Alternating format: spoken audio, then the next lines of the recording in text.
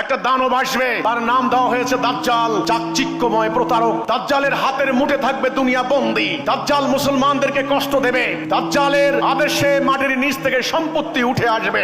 আজকে দুনিয়ায় কার হাতে বন্দী? আজকে আমাদের কোনো ভয়েস আছে? আমাদের কোনো অধিকার আছে? 10 কোটি মুসলমান আজকে উদ্বাস্ত। পুরো প্যালেস্টাইন ধ্বংস করে দিয়েছে, কোনো বিচার নাই। পুরো মিয়ানমারে 24 লক্ষ মুসলমান, এদের বাড়িঘর কে উদ্ধার করবে? এদের বাড়িঘরে উদ্ধার করার জন্য প্রেরণা আপনারা দিতে পারবেন না। এজন্য আমি বলতে চাই, এই দাজ্জালের হাতে আজকে দুনিয়া বন্দী। আমাদের ইমামুজ্জামান এই জন্য একটি আন্দোলন তৈরি করেছেন, আল্লাহ ওনাকে অনুপ্রেরণা দিয়েছেন। এই বিধানসভা নির্বাচনে শুভেন্দু অধিকারীর বড় জয়ের পর মুসলমানদের উপর দলবদ্ধ হামলার অভিযোগ উঠেছে। নির্যাতনে অতিষ্ঠ হয়ে মাঠে নেমেছে মুসলিম যুবকরাও। তাহলে কি আবারও ধর্মীয় দাঙ্গায় রূপ নিচ্ছে পশ্চিমবঙ্গ? ভারতের মহানায়ক থালাপতি বিজয় সে মোদিকে এমনিতেই ফেসিবাদী মোদি বলে নাই, কারণ এই মোদির কাছে মুসলমানদের উপরে যে এত জুলুম অত্যাচার নিপীড়ন হয় এইটার কোনো বিচার পাওয়া যায় না। আর দেখবেন যারা ফেসিবাদ হয়ে ওঠে ওদের কাছে ন্যায্যতার অধিকার থাকে না।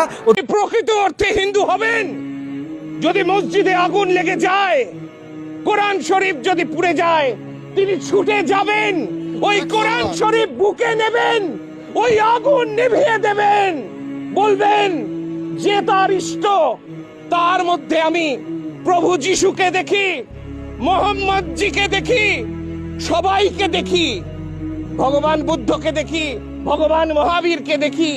সকলের মধ্যে সর্বধর্ম সমন্বয়ের বার্তা যিনি এই বাংলা থেকে ছড়িয়ে দিয়েছিলেন। পশ্চিম বাংলায় খুব সাম্প্রতিক সময়ে একটি নির্বাচন হয়েছে। বাংলাদেশের পার্শ্ববর্তী এলাকা হিসেবে পশ্চিমবঙ্গ আমাদের জন্য অত্যন্ত গুরুত্বপূর্ণ। সেই নির্বাচন তাদের অভ্যন্তরীণ বিষয়, কিন্তু নির্বাচন নিয়ে আমরা এই জন্য কোনো কথা বলতে চাই না। কিন্তু আমরা দেখেছি নির্বাচনের আগে কয়েক লাখ ভোটারের নাগরিকত্ব কেড়ে নেওয়া হয়েছে, তাদেরকে ভোটদান থেকে বিরত রাখা হয়েছিল। তাদের অধিকাংশ ছিল মুসলমান এবং মতুয়া সম্প্রদায়ের। এবং আমি সংসদে ওইটা বলেছি, আমরা বলেছি এই যে মুসলমানদেরকে সেখানে নির্যাতন করা হচ্ছে, তাদের ভোটাধিকার কেড়ে নেওয়া হচ্ছে, এটার প্রভাব বাংলাদেশেও পড়বে। এবং নির্বাচনের পরেও সেখানে মুসলিম নির্যাতন হচ্ছে, মতুয়া দলিত সম্প্রদায়, সংখ্যালঘু সম্প্রদায়ের উপর নির্যাতন করা হচ্ছে। আমরা একটা কথা সুস্পষ্টভাবে বলতে চাই, আপনাদের উদ্দেশ্যে বলতে চাই, পশ্চিমবঙ্গের এই নির্বাচনের ফলাফলের পরে বাংলাদেশের দায়িত্ব অনেক বেড়ে গিয়েছে। কাঁঠাল খাওয়ার পরে ভুলেও 5টি খাবার খাবেন না, খেলে আপনার মারাত্মক পরিমাণে ক্ষতি হয়ে যেতে পারে। আর আল্লাহ সুবহানাহু ওয়া তাআলা বলছেন, ওয়ালা তুলকু বিআইদিকুম ইলা তাহলুকা, তোমরা নিজেরা নিজেদেরকে ধ্বংস করে দিও।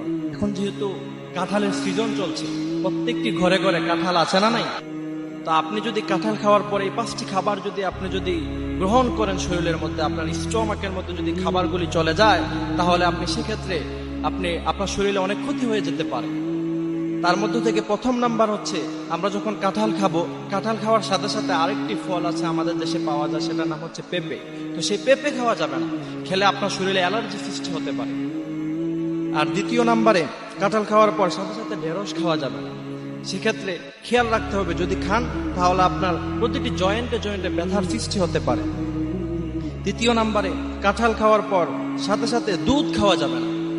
দুধ আল্লাহ সুবহানাহু ওয়া তাআলা বলেছেন এটা তো মানুষের জন্য। বিবাহের আগেই যে মেয়ে টিকটক করে, হারাম ছবি দেয়, কোন নাফরমানের সাথে যার হারাম সম্পর্ক, অবৈধ প্রেম ভালোবাসা, ওই নারী তোমার জীবনেও কোনোদিন সুখ দিতে পারবে না, আনন্দ দিতে পারবে না। কারণ সে তো আজীবন মোবাইলে যেই পুরুষ দেখছে ওগুলা তো নায়ক, ওগুলা তো তুমি বেড়াইতে চাইতে একটু হ্যান্ডসাম দেখছে। এরপরে যখন তোমারে দেখবে বলে যে আমার এটা কিটা দিল অপদার্থ একটা।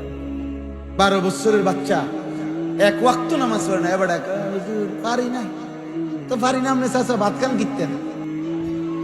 দেখুন ভাইয়েরা কি করতে আছে, দেখুন মুসলিমদের উপর নির্যাতন চলতে আছে ভাই পশ্চিমবঙ্গে। বিজেপি সরকার আসার পরে